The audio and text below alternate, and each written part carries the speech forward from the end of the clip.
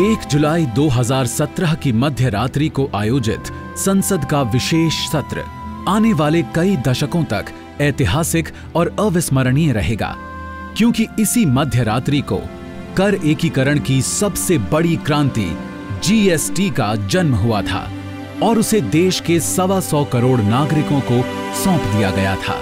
कोई वस्तु कितनी ही दूर क्यों न हो, कठिन तपस्या और परिश्रम से उसे भी प्राप्त किया जा सकता है और ये आज हुआ है।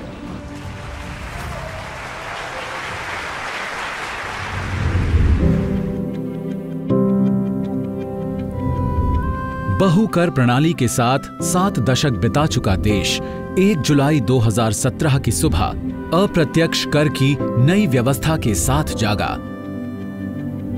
GST is one of the big structural foundation level change that has happened in Indian indirect taxation system. I think it's the best thing which has happened to India in terms of indirect taxes since 1947. One India with 29 mini Indias with all our states. So this required phenomenal homework to be done. GST की रचना जितनी कठिन थी, उसको देश में अमल करना भी जटिल कार्य था। इसके लिए क्रियान्वयन की प्रक्रिया को कई हिस्सों में विभाजित किया गया। विभिन्न राज्यों ने अपनी छोटी तालुका से लेकर बड़ी पालिका तक हजारों जीएसटी जागरूकता कार्यक्रम आयोजित किए, जिनका उद्देश्य उपभोक्ताओं, करदाताओं, संस्थाएं और अन्य स्टेक होल्डर्स को जीएसटी की प्रक्रिया को समझाना था। करोड़ों करदाताओं तक पहुंचने के लिए 50,000 एक्सपर्ट ऑफिसर्स को ट्रेन किया गया। उन एक्सपर्ट ऑफिसर्स ने देश भर के अन्य अधिकारियों और व्यापार जगत को जीएसटी के अलग अलग पहलुओं की जानकारी दी। इसके लिए 4,500 जीएसटी केंद्र बनाए गए। मंथन के तहत किए गए 10,000 से भी अधिक आउटरीच प्रोग्राम्स से मिले सुझाव के आधार पर सटीक और विस्तृत कम्युनिकेशन प्लान बनाया गया। विभिन्न भाषाओं में प्रकाशित और प्रचारित विज्ञापनों के जरिए उपभोक्ताओं को अहम जानकारी दी गई। 300 से भी ज्यादा अखबार और 16 अलग अलग भाषाओं में हर सेक्टर पर जीएसटी से होने वाले सकारात्मक प्रभावों को प्रचारित किया गया। जीएसटी को देशव्यापी अमल करने में सोशल मीडिया की भूमिका की जरूरत को भी समझा गया और उसे आम उपभोक्ता, करदाता और सरकार के बीच संवाद का जरिया बनाया गया। GST helps enshrine macroeconomic stability, and that is most beneficial actually to the poor. The poor suffer most when the economy is unstable. The second issue is it generates resources for development programs, which is very important. And the third part I would say is it generates an avenue for formalization. सितंबर 2016 में गठित GST council federal constitutional body है, जिसमें केंद्रीय वित्त मंत्री की अध्यक्षता में हर राज्य के वित्त मंत्री या उनके प्रतिनिधि जीएसटी काउंसिल के सदस्य होते हैं। भारत में जीएसटी ड्यूअल मोड अपनाया गया, जिसमें जीएसटी के 2 हिस्से थे, सेंट्रल जीएसटी और स्टेट जीएसटी। इंटरस्टेट सप्लाई के लिए आईजीएसटी बनाया गया, जिसमें सीजीएसटी और एसजीएसटी दोनों शामिल हैं। जीएसटी के क्रियान्वयन से पूर्व हुई 18 मीटिंग्स और क्रियान्वयन के बाद अब तक की सारी मीटिंग्स में लिया गया फैसला सर्वसम्मति से हुआ है। जीएसटी काउंसिल को जीएसटी से जुड़े हर नियम, कानून, दर और छूट तय करने का अधिकार है और क्रियान्वयन के बाद मिल रही प्रतिक्रिया के आधार पर जीएसटी काउंसिल ने जीएसटी में कई उपभोक्ता और व्यापारी अनुकूल बदलाव भी किए। गुवाहाटी में हुई 23rd जीएसटी काउंसिल की मीटिंग में कई व्यापक बदलाव किए गए। उपभोक्ताओं के हित को ध्यान में रखते हुए 28% के स्लैब में शामिल हेडिंग्स की संख्या 224 से घटाकर 50 कर दी गई। कुल 211 हेडिंग्स को टैक्स के ऊंचे स्लैब से नीचे स्लैब में लाया गया। इस नई कर क्रांति में अब 95% से ज्यादा आइटम्स 18% या कम की श्रेणी में थे। See, GST is something that industry has been demanding for a long time. I think industry is happy and it makes industry, particularly manufacturing enterprises, more competitive. So small and medium enterprises are happy the way it has come about.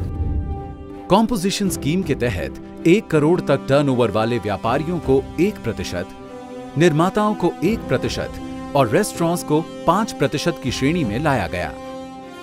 उपभोक्ताओं और करदाताओं के लाभ और मुनाफाखोरी को रोकने के लिए एंटी प्रॉफिटियरिंग लॉ बनाया गया, जो उपभोक्ताओं और करदाताओं को जीएसटी के तहत माल और सेवाओं की कम कीमत के लाभ को पहुंचाने के लिए प्रतिबद्ध है। पूरे देश में माल के परिवहन की जटिलता को कम करने के लिए विभिन्न राज्यों द्वारा निर्धारित 50 से भी ज्यादा फॉर्म्स की जगह एक ई-वे बिल को लाया गया, जिसे वेबसाइट, मोबाइल ऐप और एसएमएस के द्वारा स्वयं जनरेट किया जा सकता है। जीएसटी आने के बाद हमने देखा है कि ट्रैफिक मूवमेंट हमारा बड़ा स्मूथ हो गया है। ट्रॉलर्स हमारे जो हैं बॉर्डर पे खड़े नहीं होते हैं, मूवमेंट बहुत स्मूथ है, और बाय एनी चांस अगर कहीं पे कोई चेकिंग भी होती है वो ऑथेंटिक होती है। GST will be giving a huge push to the Indian logistics sector, and the cost of logistics in India is pretty high, and if we bring down our cost to near the international benchmark, we can provide around 4 to 5% support to the export and import sector, which is huge benefit to the exports and import sector. Since 1947 we have talked a lot about black economy. GST is probably the most powerful tool that we have launched to clean up this part of the economy. GST लागू होने के पहले वर्ष में GST council की निरंतर कोशिश, लाखों प्रशासनिक अधिकारियों की मेहनत और करदाताओं की साझेदारी से जीएसटी सचमुच में गुड एंड सिंपल टैक्स बन पाया है। जीएसटी से पहले मैं सर्विस टैक्स के लिए अलग डिपार्टमेंट में जाता था, वैट की रिटर्न के लिए अलग डिपार्टमेंट में जाता था, एक्साइज के रिटर्न के लिए अलग डिपार्टमेंट में जाता था। कुल मिला के पूरे साल में आपको मालूम है 15 से 20 दिन मेरा खराब होता था। और आज वो जीएसटी के रिटर्न कुछ मिनट के अंदर मैं ऑफिस से भी फाइल कर सकता हूँ, घर पे भी फाइल कर सकता हूँ। मेरा पूरा का पूरा 15-20 दिन मेरा बच गया। आज आप समझो हमारे जैसे बाहर के व्यापारी हैं, काठ के व्यापारी हैं, मुरादाबाद के व्यापारी हैं, तो उन लोगों को इतना बड़ा बेनिफिट मिला है कि भाई साहब जब हम काठ से चलते थे, मुरादाबाद से पैसे लेके चलते थे, बड़ा रिस्क होता था। जो कैश का आना जाना, लूट पाट का डर था, वो सब खत्म हो गया। देखिए, जब से जीएसटी आया है, पहले कॉम्प्लिकेशन थी, अब जब हमारी इंडस्ट्री में जीएसटी 5% हो गया है, ना कस्टमर देने में तकलीफ है, ना हमें लेने में तकलीफ है, दोनों पार्टी खुश हैं। काफ़ी तरह के टैक्सेस थे जिनके हम पहले बेनिफिट नहीं ले पाते थे, जिस तरह रेंट पे सर्विस टैक्स लगता था, और कई चीज़ें हम खरीदते हैं जिस पे टैक्स लगता था, जिसका हम कोई फ़ायदा नहीं उठा पाते थे। अब ये सारे जीएसटी में आ जाने से हमें इनका पूरा बेनिफिट मिलता है। We are able to get more input refunds on more inputs than what we were getting earlier. So it has reduced our cost of actually making the product. So in our case for medical devices, the tax has actually gone down. मेरा मानना है GST एक बड़ा विचारात्मक बदलाव है, जिसका affordable housing पर बड़ा प्रभाव देखने को मिल रहा है, और जो सीधे सीधे सरकार के हाउसिंग फॉर ऑल के उद्देश्य को कामयाब करने में मददगार साबित होगा। जब जीएसटी लागू हुआ था तो काफ़ी लोगों ने अफवाहें फैलाई थी कि किराने के सामान काफ़ी महंगे होंगे, लेकिन आज 10 महीने हो गए हैं, ऐसा कुछ नहीं हुआ, बल्कि किराने के सामान और सस्ते हुए हैं। पिछले 1 साल में खाने पीने की चीज़ें जैसे दालें हैं और जो घर में इस्तेमाल होने वाली चीज़ें हैं वो काफ़ी सस्ती हो गई हैं। जीएसटी एक तो लगने से सारी चोरी चकारी वो ख़त्म हो गई है इसके लगने से। दूसरा, राष्ट्र के प्रति कुछ हमारे जो कर्तव्य थे वो पूर्ण हो रहे हैं। है बहुत छोटा सा, लेकिन बहुत बड़ा एक मैसेज इसके में है कि राष्ट्र के साथ लोग जुड़ रहे हैं। जीएसटी के साथ 1 वर्ष बिता चुके भारत में उपभोक्ता और व्यवसायी नए अनुभव से गुजर रहे हैं और भारत की अर्थव्यवस्था को नई दिशा दे पा रहे हैं।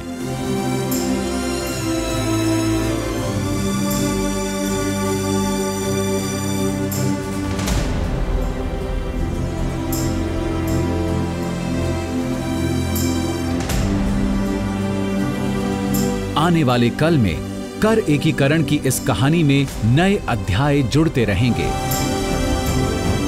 जो नए भारत की आर्थिक सर्वोच्चता के पूरक होंगे। GST, a good and simple tax.